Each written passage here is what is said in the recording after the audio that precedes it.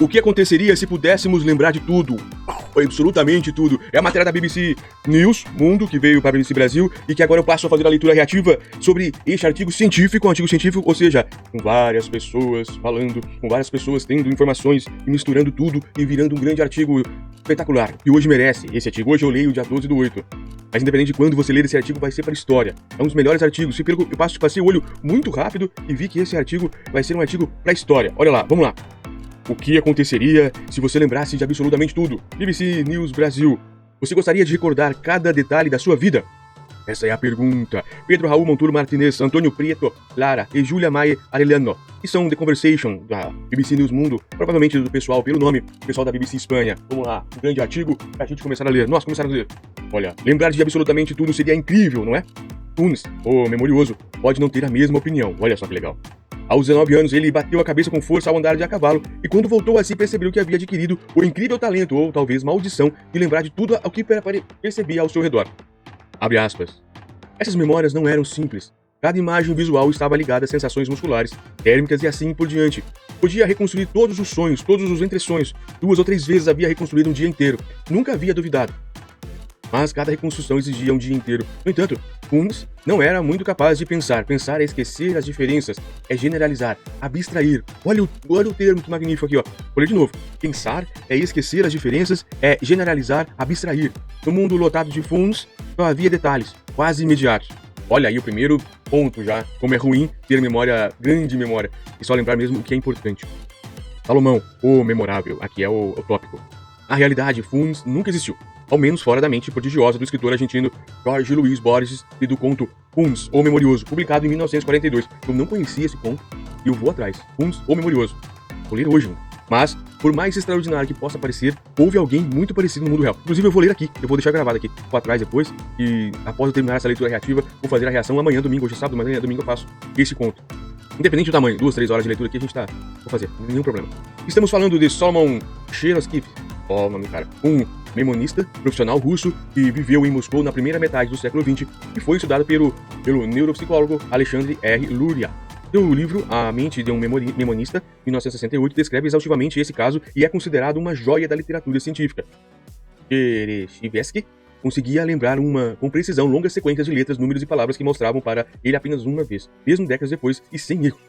A memória de Solomon poderia ser descrita como fotográfica, pois tudo que ele via, lia ou ouvia se transformava em memória que ele percebia claramente com o olho de sua mente, como se estivesse realmente vendo. Aqui tem uma foto aqui desse livro, The Mind of the Mnemonist, A Little Book About a Vast Memory. Luria, o livro que o neuropsicólogo soviético Alexandre Luria escreveu sobre Solomon Chernobyl.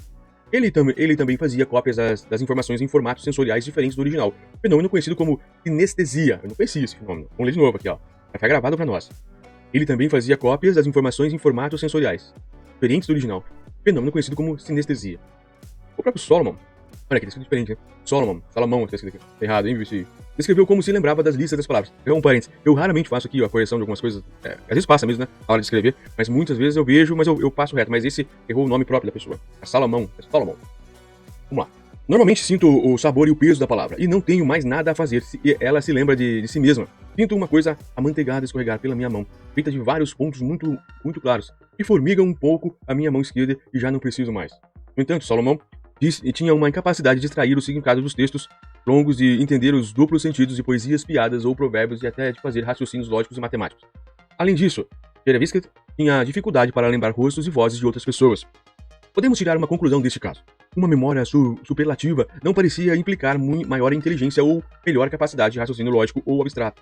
William James, um dos pais da psicologia contemporânea, já havia apontado no final do século XIX, abre aspas, se não lembrássemos de tudo, seríamos tão deficientes na maioria das vezes como se não lembrássemos de nada. O resultado paradoxal é que uma condição para lembrar é que devemos esquecer. Olha, tópico. Uma enciclopédia de arrependimentos. Outro caso bem conhecido parece apoiar a ideia de que uma maior capacidade de memória não necessariamente leva a uma memória melhor. Nascida em 1965, Jill Price é uma americana que consegue lembrar com riqueza de detalhes e com a mesma intensidade emocional da primeira vez tudo o que aconteceu em sua vida. Nossa, isso é uma desgraça. Essa condição é conhecida como hipertimesia. Olha só o nome, também não conhecia. Hipertimesia. e envolve uma memória autobiográfica exacerbada que se torna disfuncional e patológica. O principal problema é que Jill não controla o acesso a essas memórias. Em vez disso, ela a sobrecarregam quando ela se depara com um encontro ou outras memórias vinculadas. Por isso, é uma desgraça. Abre aspas. A maioria das pessoas considera isso uma bênção, mas eu chamo de fardo. Explica ela. Abre aspas de novo. Todos os dias eu repasso toda a minha vida na cabeça e isso tá me deixando louca. Olha aí, Jill. Que pena, Jill Price. Mas tudo bem, é um fardo que você consegue carregar. Quando lendo, ela ainda consegue se lembrar de cada uma das vezes em que sua mãe lhe dizia que estava engordando na adolescência, com o mesmo fardo emocional que sentia. Então, nossa, isso é horrível. Uma crítica dessa magnitude horrível. A memória dela se tornou uma enciclopédia de arrependimentos que a persegue frequentemente. O caso de Jill Price foi exaustivamente investigado pela disciplina de neurologia e ela mesma escreveu um livro contando a sua história. Os testes de inteligência apontaram que elas têm uma capacidade intelectual normal, embora sejam detectadas algumas deficiências no pensamento abstrato e outras funções executivas. Como podemos ver, uma memória ilimitada não nos torna mais inteligentes ou, infelizmente, mais felizes. As pessoas costumam dizer que o tempo cura tudo. Mas no caso de Jill Price, os momentos ruins de sua vida estão sempre vivos em sua cabeça. Oh, pena. Um exemplo aqui, porque a memória tem memória boa, mas tem memória de tudo é horrível. Tópico. Os campeões mundiais de memória. Isso que eu vou conhecer essas pessoas. Eu li muito deles. Um caso bem diferente é dos memonistas profissionais, aquelas pessoas que memorizam longas listas de números, palavras ou datas a uma velocidade vertiginosa em campeonatos de memória. Por mais surpreendente que pareça, a maioria desses prodígios não tem memória qualitativa diferente de um de nós. É porque é técnica, né? Técnica é até fácil aprender. Na verdade, eles atingem esse grande desempenho de memória treinando várias horas por dia durante anos. A história de Joshua Foer, um jornalista seduzido pelo assunto ao fazer uma reportagem e que um ano depois foi proclamado vencedor do United States Memory Champion de 2006 e é bastante ilustrativa. Qual era o seu segredo? Treinamento maciço em regras mnemônicas, conforme descrito em seu divertido livro Os Desafios da Memória. Mais um livro aqui. Já tem uns 3 livros aqui, né? Só nesse artigo aqui de hoje, eu já tenho uns 3, 4 livros que eu quero ler. O curioso é que, além das informações específicas para os quais são treinados, esses profissionais cometem os mesmos erros de memória que os demais mortais. Eles esquecem onde estacionar o carro ou o aniversário de um amigo como qualquer outra pessoa. Na verdade, os casos de memória fotográfica genuína são tão extraordinários que não representam um fenômeno estatisticamente relevante à população. Tópico. Se lembre de esquecer. Olha que legal. Voltamos à pergunta do início. O que aconteceria se pudéssemos nos lembrar de absolutamente tudo? A pergunta é interessante porque nos permite questionar a própria natureza deste processo mental tão importante em nossas vidas. A memória não é um registro preciso e muito menos literal da realidade, nem um arquivo histórico do passado. Não é reprodutivo, mas reconstrutivo. Abstrai, resume, esquematiza, constrói e generaliza a partir do momento em que a informação é adquirida. Que frase! Não é reprodutivo, a sua memória. Não é reprodutivo ou reprodutiva, mas reconstrutiva. Abstrai, resume, esquematiza, constrói e generaliza a partir do momento em que a informação é adquirida. Feito. Assim que lemos ou ouvimos um texto, esquecemos muito das palavras reais que foram usadas. É assim que destilamos a essência da mensagem, o nuclear, o simbólico, o interessante.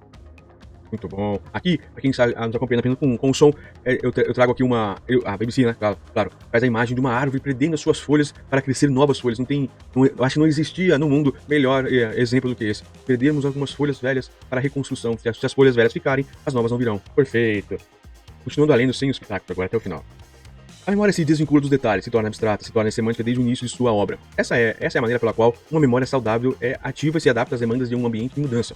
A memória fotográfica, nos pouquíssimos casos descritos pela ciência, pode ser considerada uma aberração por excesso da memória, ou melhor, uma aberração do esquecimento.